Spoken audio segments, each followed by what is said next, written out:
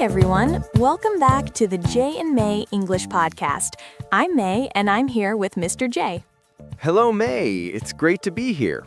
I'm ready to dive into today's topic. Me too. Today we are talking about English for shopping.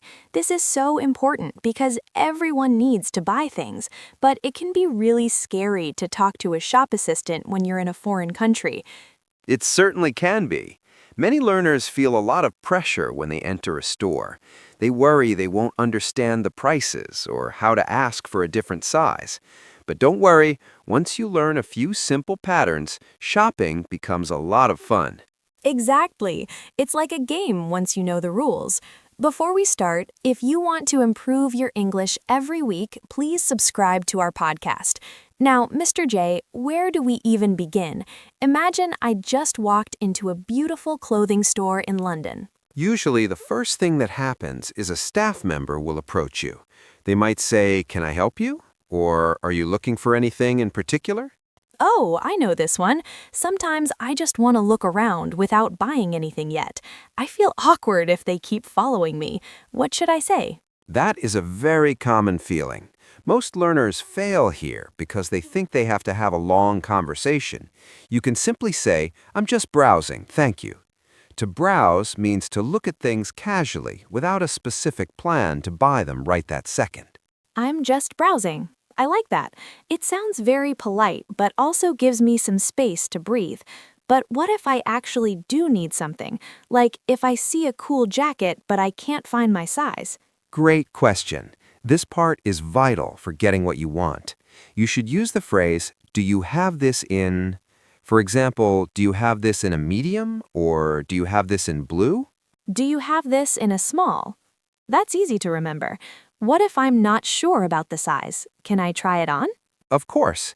You would ask, "Where are the fitting rooms?"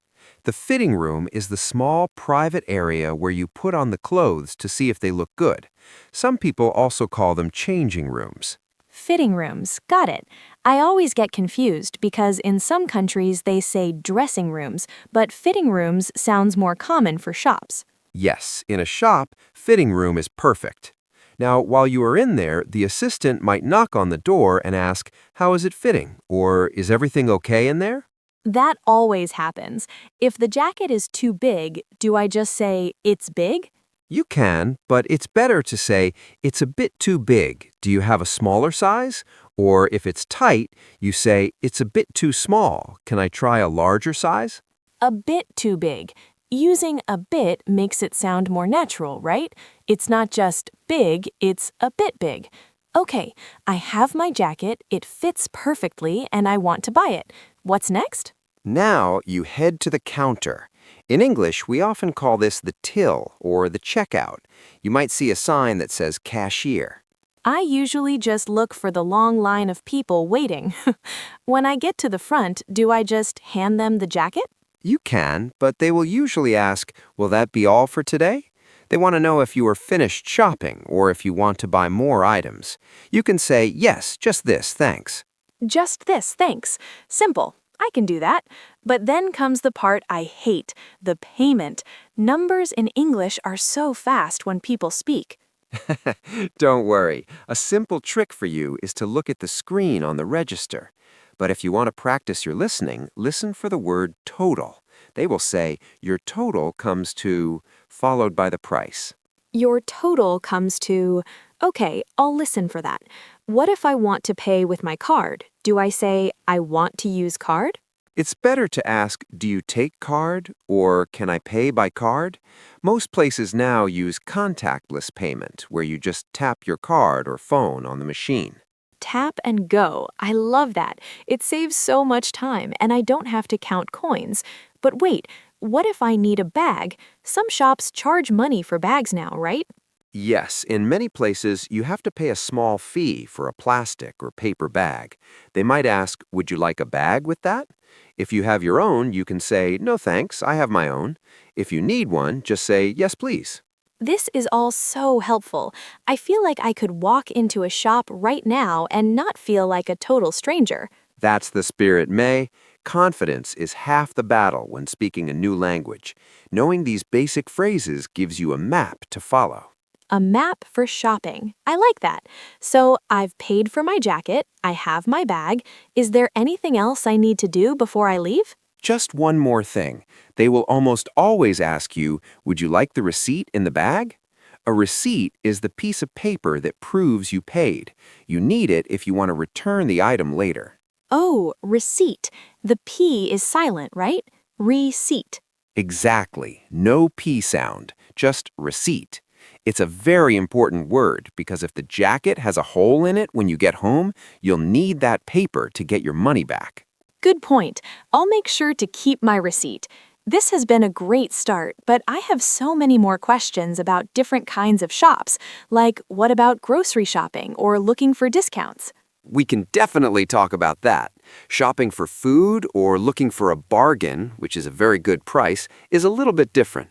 A bargain? I love a good bargain. My mom is the queen of finding bargains. She can find a designer dress for $5. That is a real skill. Let's talk about how to find those deals and what to say when you're at the supermarket next. I definitely need to learn those supermarket skills. Buying clothes is fun, but buying food is something I have to do every single day. That's true, and supermarkets can be quite overwhelming because they're so large. Usually, the biggest challenge is finding where things are kept. Oh, tell me about it. I spent 20 minutes looking for eggs yesterday. I felt so silly. I wanted to ask someone, but I didn't know the right word for the walking paths between the shelves. Those are called aisles. It's spelled with an A and an S, but the S is silent. You pronounce it just like the word aisle, as in, I'll go there. Aisle. Okay, so if I'm looking for the eggs, I should ask, which aisle are the eggs in? Perfect. Or even simpler, excuse me, where can I find the eggs?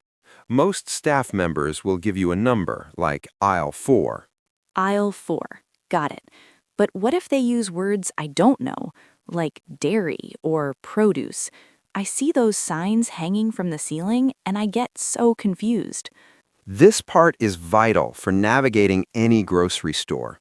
Produce usually refers to fresh fruits and vegetables. Dairy is for things like milk, cheese, and yogurt. Ah, produce and dairy. That makes sense. What about the meat? Is there a special name for that section? Usually it's just called the meat department, but you might see a sign for the butcher if they cut the meat fresh right there. And if you want bread, you look for the bakery. Bakery is my favorite aisle. The smell of fresh bread is dangerous for my diet.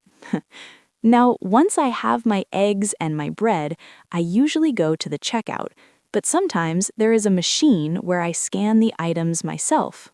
Those are called self-service checkouts or self-checkout. Most learners fail here because the machine speaks very quickly. It might say, please scan your first item, or unexpected item in the bagging area. That machine is so bossy.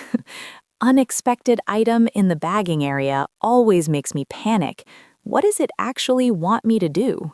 It just means the weight on the scale doesn't match what you scanned. Usually a staff member will come over to help. You can just say, the machine is stuck, or it's not working. Okay, the machine is stuck. I'll remember that. Now, Mr. J, what if I'm at a smaller shop, like a local market or a convenience store? Can I ask for a lower price there? In most Western countries, prices in regular shops are fixed, meaning you cannot change them. However, at an outdoor street market, you might try to haggle. Haggle. That's a funny word. What does it mean? To haggle means to negotiate or argue over the price to get it lower. You might say, that's a bit expensive. Can you do it for $10? I'm not very good at haggling. I get too shy. Is there a simple trick for you to use if you want a better deal without being aggressive? A polite way to ask is this your best price? Or do you have any discounts available? It's a soft way to check if a sale is happening. Is this your best price? I like that. It's polite but firm. Speaking of discounts, I always see signs like BOGOF. What on earth does BOGOF mean? That is a very common abbreviation in the UK and other places. It stands for buy one, get one free. It's the ultimate bargain. Oh, buy one, get one free. BOGOF. That's great. I also see 50% off or clearance. Clearance is the best section to look in. It means the shop wants to sell those items very quickly, usually because they're the last ones left or the season is changing. The prices are usually very low. So if I see a clearance sign, I should run toward it. Exactly. But be careful, sometimes items on clearance are non-refundable. Non-refundable? Does that mean I can't bring them back? Precisely. If you buy something and it's non-refundable, you cannot return it to the store to get your money back. You have to be sure you really want it. That's a very important warning. I should always check the return policy before I buy something expensive on sale. Definitely. You can ask the cashier, what is your return policy? They might say you have 30 days to bring it back, or they might say all sales are final. All sales are final. That sounds very serious, like a movie ending. It just means no returns allowed. It's better to know that before you spend your money. You're right. Shopping is about more than just spending money. It's about making smart choices. I feel like I'm learning how to be a professional shopper in English. You're doing great, May. You're asking all the questions that a real traveler would have. It's much better to ask now than to be confused at the cash register. I agree. But what happens if I get home and I realize the shirt I bought has a stain, or it's actually the wrong size even though I tried it on? How do I go back and complain? Returning an item is a specific skill. It can feel a bit awkward because you're asking for your money back, but as long as you have your receipt, it's usually very easy. I'm glad I kept my receipt. What's the first thing I should say when I walk back into the store with my bag? The best way to start is to be direct but polite. You can say, I'd like to return this, please. Or if you want to trade it for something else, you can say, I'd like to exchange this for a different size. Return or exchange. Okay. Do I need to give a reason? I feel like I need to explain myself so they don't think I'm being difficult. Most stores will ask, is there anything wrong with it? You can just say, it doesn't fit, or I've changed my mind. In many countries, you don't need a huge reason as long as the tags are still on the clothes. Tags? Oh, you mean the little paper labels that hang from the sleeve? Yes, those are the tags. If you remove them, it's much harder to prove the item is still new. This part is vital. Always keep the tags on until you are 100% sure you want to keep the item. That is a great tip. I've definitely made the mistake of cutting the tags off too early before. Now, what if they say they can't give me my money back, but they can give me store credit? Store credit is like a gift card for that specific shop. You can't spend it anywhere else, and you can't turn it back into cash. It's their way of keeping your money while letting you pick something else later. Well, store credit is better than nothing, I guess. This has been such a helpful journey through the shopping world, Mr. J. We went from browsing to buying and even to returning items.